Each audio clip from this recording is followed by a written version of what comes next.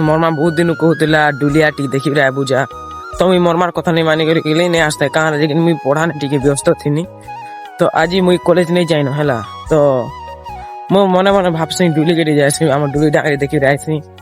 आम महुल गछ टी देखी रही बोले आम खेत आड़े आसुचे गाइस तो मुई तुमके आम जेन महुल बेटसु तो आम गछ गुचा सब देखा में चलो है आड़े गाइस कहता मुई तो कही नहीं पारे आमर आड़े जेन चना और मुग बुनी छन चना तो पूरा तगड़ा है गाइस पूरा भल है और मुग मन जेन बुनी छन तो देखी पार तो गाइस मुग रो हालत पूरा केन गुटी गुटी तो एंता गाइस चाषी घरे जेन जन्म हेसी किनी ताके एंता स्ट्रगल माने देखबा पड़सी स्ट्रगल बिना किछि नहीं पारियान छगिनी तो आम आमन नहीं हमार बोले हम चाष छाड़ी दो ई तोरे नहीं हला आरो बरस देखमा गारंटी हवा